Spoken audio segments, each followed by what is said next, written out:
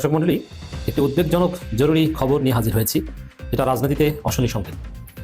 আগামী নির্বাচনে যদি দেখেন যে কোনোভাবে জামাত ইসলামীকে সেকেন্ড বানিয়ে দেওয়া হয়েছে, তাহলে আপনারা নিশ্চিত ধরে নেবেন যে জামাত ইসলামীর নিশ্চিত বিজয়কে সেনাবাহিনীর একাংশ ডিজিএফআইয়ের মাধ্যমে এবং রাষ্ট্রযন্ত্র সবাই না একটা অংশ জামাতের বিজয়কে ছিনিয়ে নিয়েছে। অতিরিক্ত কনফিডেন্স থেকে মাঝে মাঝে ঝামেলা পাকায়। বাংলা একটা কথা আছে যে অতিবার বেরোনা ঝরে পড়ে যাবে। বাংলাদেশের রাজনীতিতে নতুন করে একটি হইচই শুরু হয়েছে। হইচইটা কি নিয়ে? ঢাকা 17 আসনে জামাতের প্রার্থী ডাক্তার এস.এম. খালিকুজ্জামান তার একটি ভিডিও সামাজিক যোগাযোগ মাধ্যমে ব্যাপকভাবে ভাইরাল হচ্ছে বেশ 3-4 ঘন্টা যাবত। জামায়াতের আরেক হাই প্রোফাইল নেতা ঢাকা 17 আসনের সম খালিদুজ্জামান জামায়াত থেকে ক্যান্ডিডেট সংসদ সদস্য পদপ্রার্থী, তিনি আরেকটি বড় রকমের ব্লান্ডার ঘটিয়ে ফেললেন, বড় ভুল। আসসালামু আলাইকুম সুপ্রিয় দর্শক শ্রোতা, আশা করি সবাই ভালো আছেন। ঢাকা 17 আসনের জামাতের প্রার্থী ডাক্তার এস.এম. খালিকুজ্জামান তার একটি ভিডিও সামাজিক যোগাযোগ মাধ্যমে ব্যাপকভাবে ভাইরাল হচ্ছে বেশ 3-4 ঘন্টা যাবত। তার এই ভিডিওতে দেখা যাচ্ছে যে তিনি ঢাকা ক্যান্টনমেন্টে ঢুকতে চাচ্ছেন তার গানম্যান সহকারে।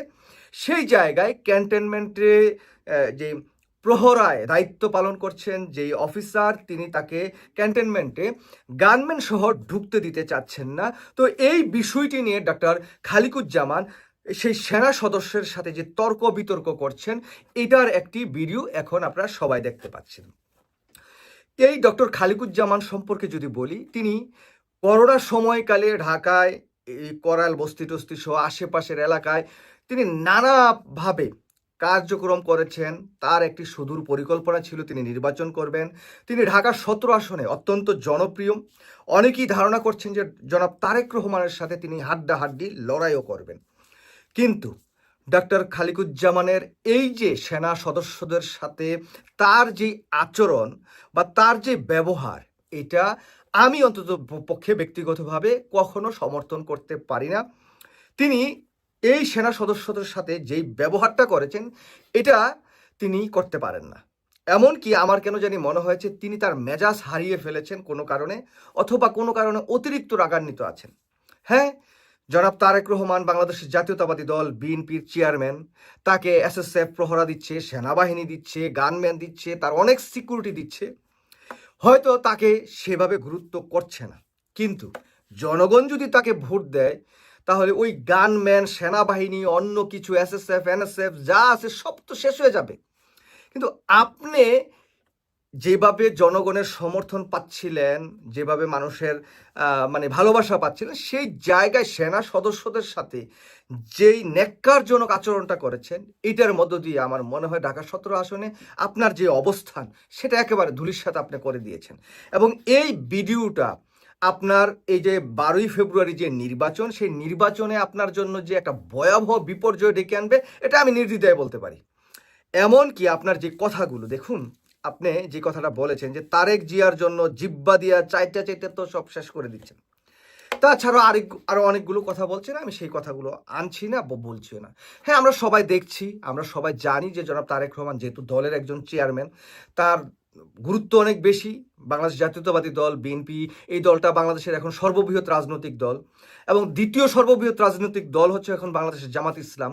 সেই দলের আমির ডক্টর শফিকুর রহমানকে আমি ব্যক্তিগতভাবে আশা করেছিলাম যে ভালো প্রটোকল দেব সরকারের পক্ষ থেকে, কিন্তু শফিকুর রহমান হয়তো এটা চান না, এত কিছু দরকারও নেই। কিন্তু আপনার যে গানম্যান আছে, এই গানম্যান নিয়ে ক্যান্টনমেন্টে ঢুকাটা আপনার কি এমন দরকার? ক্যান্টনমেন্টে তো ইউজুয়ালি কাউকে গানম্যান নিয়ে ঢুকতে দেয় না। হয়তো আপনার নির্বাচনী আসনের কিছু একটা অংশ পড়ছে, ঠিক আছে, কিন্তু যে জায়গায় গানম্যান নিয়ে ঢুকতে না দেয়, সেই জায়গায় আপনি গানম্যান নিয়ে ঢুকেন না।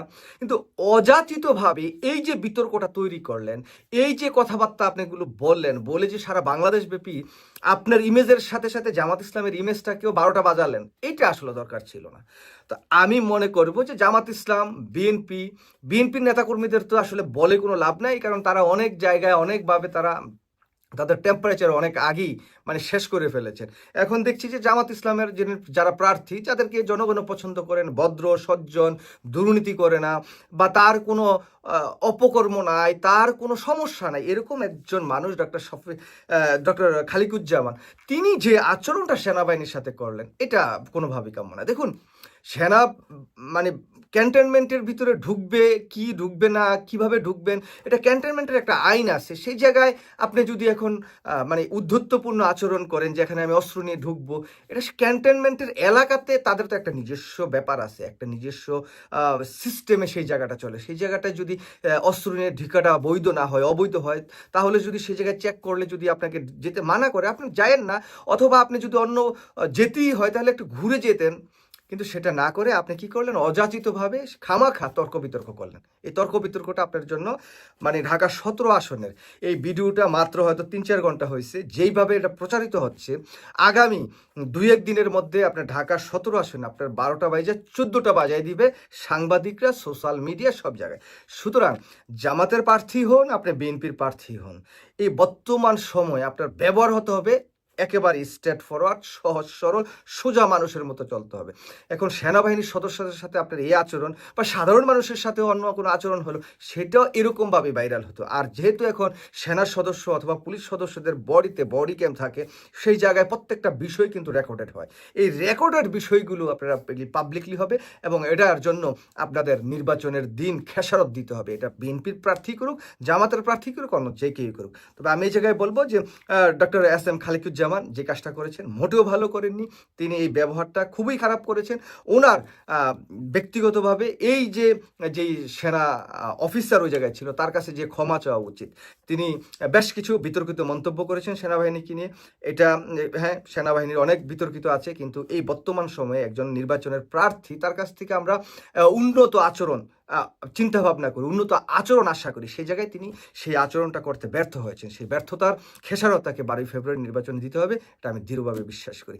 যেই জায়গায় হাড্ডাহাড্ডি একটা লড়াই হওয়ার সম্ভাবনা ছিল জনাব তারেক রহমানের সাথে এই ডক্টর এস.এম. খালিকুজ্জামানের, এখন আমি মনে করি আগামী 2-3 দিনের মধ্যে এই যে হাড্ডাহাড্ডি লড়াইয়ের যে প্রেক্ষাপট, সেটা অনেকটুকু পরিবর্তন হয়ে যাবে। সবাই ভালো থাকবেন। আল্লাহ হাফেজ। আসসালামু আলাইকুম।